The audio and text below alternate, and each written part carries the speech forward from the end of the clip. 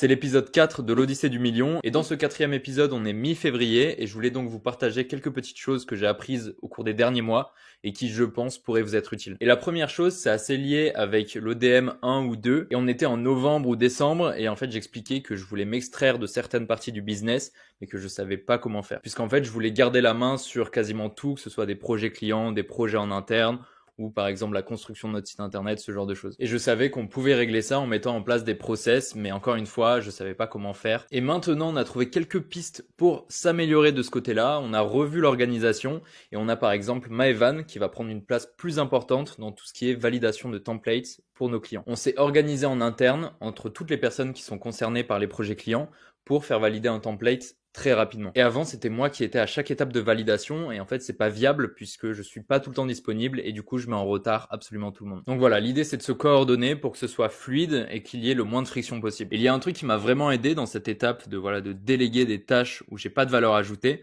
C'est le livre If You Want It Done Right, You Don't Have to Do It Yourself. Et en gros, dans ce livre, l'auteur nous donne 4 étapes pour correctement déléguer. La première, c'est être clair sur la tâche et les résultats espérés. Quitte à faire répéter à la personne à qui tu délègues, en fait, c'est important qu'elle ait bien compris, que tu poses le contexte, que tu poses les bases pour la mettre dans la bonne direction. Ensuite, la seconde étape, c'est dans tous les cas d'ajouter une date butoir. Puisque l'ajout d'une deadline, ça arrange tout le monde, la personne peut donc s'organiser et aussi se projeter. La troisième étape, c'est de donner un niveau d'autorité à la personne à qui tu délègues la tâche. Est-ce qu'elle a un certain budget? Est-ce qu'elle peut solliciter d'autres personnes dans l'équipe pour l'aider sur ce projet? Ce genre de choses. Ça permet de resserrer le cadre de la mission et il y a moins de chances que la personne fasse n'importe quoi. La quatrième étape qui est proposée par l'auteur, c'est de faire des points réguliers si la tâche est assez longue. L'idée, c'est de tout simplement s'assurer de temps en temps que la personne reste dans la bonne direction. Et à la fin de la mission, ce que je vais faire, c'est un débrief avec la personne pour voir ce qui a bien fonctionné et ce qui peut-être pourrait être amélioré. Bref, je vous recommande ce livre, il est très court, ça va vous prendre 2-3 heures, mais il est plutôt pas mal. Et la deuxième info de cette ODM, c'est une réflexion que je me suis faite, c'est que pour pouvoir atteindre le 1 million d'euros d'ARR,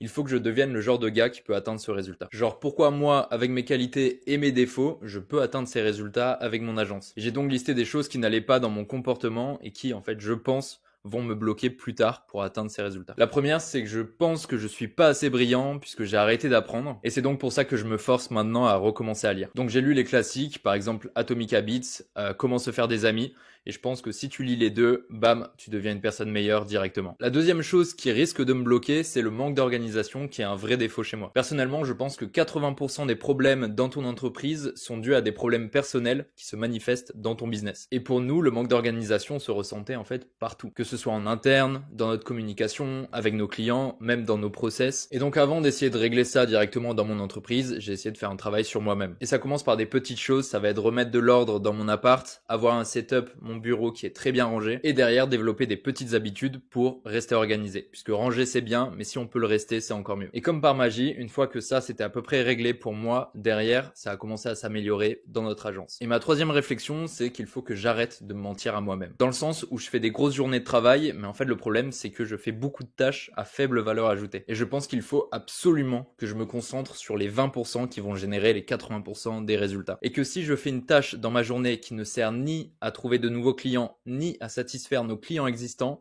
c'est que du superflu. Donc je suis pas encore parfait sur ça, mais j'essaie vraiment de prioriser mon temps et de me concentrer sur ce qui rapporte le plus de résultats. Et enfin, la quatrième ou peut-être cinquième info, je sais pas, c'est pas grave, c'est que j'ai décidé de documenter toutes les grosses décisions que je vais prendre dans mon business. Alors c'est hyper simple, je me suis fait une page dans Notion dans laquelle je vais noter chaque décision difficile que j'ai prise et à côté je vais noter pourquoi j'ai fait ce choix, les résultats espérés. En fait, l'idée, c'est que plus tard, je vais voir si c'est une bonne ou une mauvaise décision. Et donc, à terme, j'aurai un historique de bonnes décisions et de mauvaises décisions, avec donc pour objectif plus tard d'améliorer ma prise de décision. Donc voilà, c'est tout pour cette ODM. C'était beaucoup de blabla. Je sais pas si c'était autant intéressant que quand on parle chiffres, mais dans tous les cas, je fais ces vidéos pour moi